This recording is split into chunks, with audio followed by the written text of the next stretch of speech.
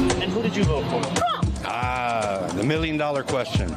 Trump. Trump. Donald Trump. The swing is because people want lower prices. They probably believe that Trump would give them that. Rent is expensive. Foods are going up. Utility bills are up. And that's your hope, to see a little bit more of an affordable life?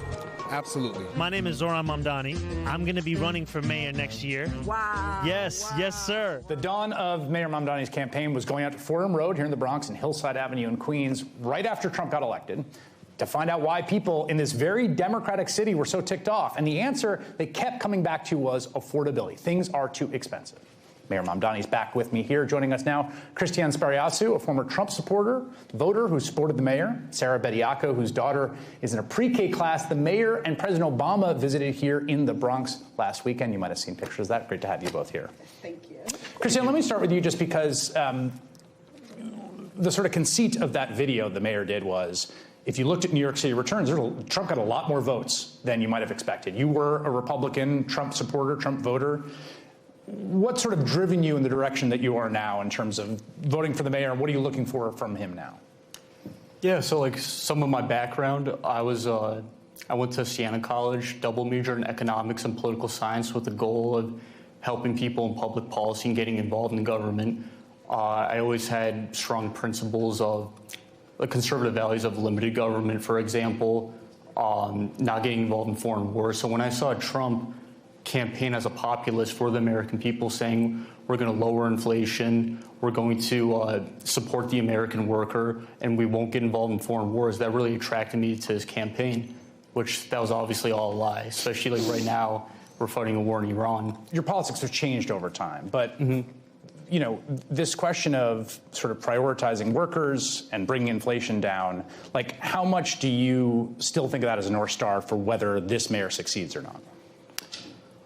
Well, like I really admire like you championing affordability, especially when it comes to housing. For instance, I live in a rent-stabilized apartment, so over the years in the story, I've seen more and more people get pushed out of the neighborhood because they can't afford the rent, especially immigrant families. And you're pro-union. I really support that. One of the dynamics for this city, right? One of the challenges is there's lots of very rich people. There's a lot of people really struggling. And there's things you can do on the policy side. You could tax some of those rich folks and you could create services, universal pre-K for folks that are struggling. This sounds great.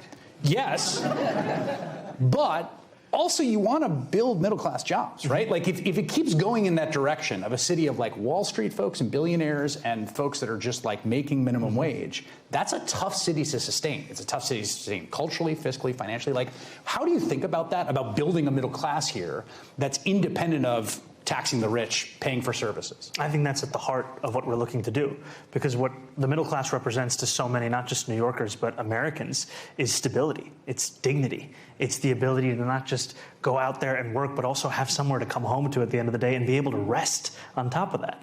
And not need the government to subsidize you directly, right? Or not be depending on programs. Well, I think the beauty of a public good is that it should be so good that everyone uses it, right? To me, I don't want public goods to be something that you only use if you don't have enough money in your pocket. The dream of New York City is in many ways the dream of the subway at its best, right? It's the fastest way to get around. Right. It doesn't matter how much money you have. That's how you get to where you're going. And that's what we want childcare to be. That's what we want so much of this city to be, so that working class New Yorkers are not worried about whether they can survive in this city, but actually, can they build a life in this city? That's what we want the answer to be. The child care, your daughter, right, is in the child care. Got to meet the former president of the United States the other day. Yes, that was a surprise, so thank you for bringing it. Yes, so she's in the child care right now, learning through play. It's a great place that she's at. I feel safe and comfortable, and I don't have to worry about her going to that class. I wish that they had it for 2K because I had to stay home for almost 2 years to care for her because childcare was so expensive. When I was researching at that time, it was almost 1K a week just for my child to go to a quality and safe childcare program. And you're not alone in that. This is the story of so many parents who a good deal would be if they found $20,000 a year for childcare. That's a good deal in New York City.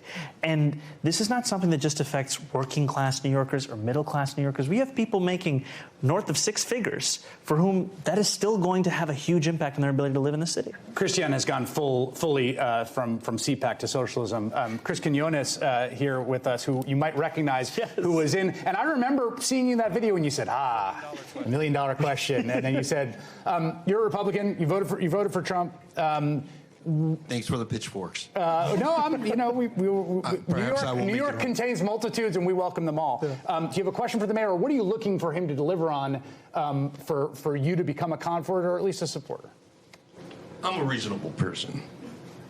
I mean, given what people think and say about Republicans, I don't parrot, I think for myself.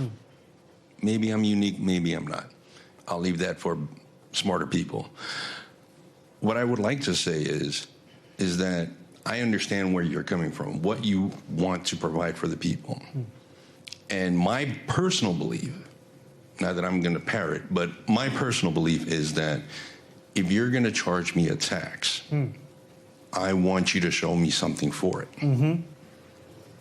So I don't know how people feel about taxes, because people, feel differently about taxes. And that's a conversation for another time.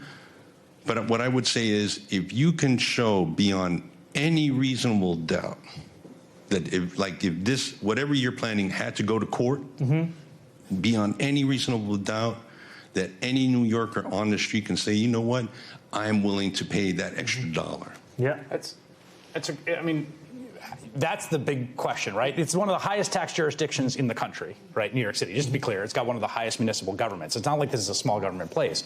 The question of are the services up to how much people are paying for them? And I think it is something that I think about often, because as much as I think about public goods, I think about public excellence. Right? We don't want to try and convince a New Yorker in a conversation about the worth of something. We want to be able to prove it to them through what it is that we're delivering. And I think that's where it comes back to, is that the taxes that we're calling for on the wealthiest of the wealthy, the most profitable corporations of those that do business here in New York, they are ones that we would then use that revenue to transform the lives of every New Yorker.